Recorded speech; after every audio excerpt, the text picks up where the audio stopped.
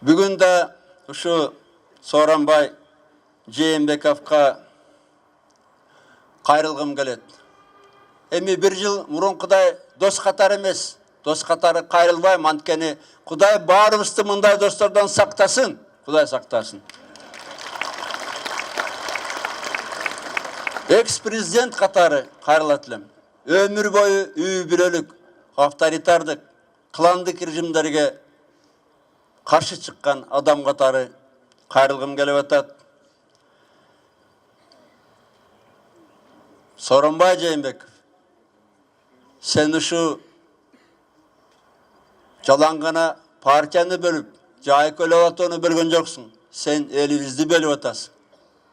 Мен сени атайлап оштоноп келгем Каракулжадан. Түндүк түштүк болбосун, эл бир болсун деп. Сен элибизге чоң жарака жасап баштадың. Элди бөлүп баштадың. Мына Куран окуганга чейин кирип баштады, көрүп атабыз. Токто. Кеч боло электе токто. Анткени эл деген бул сел. Эл чыдайт.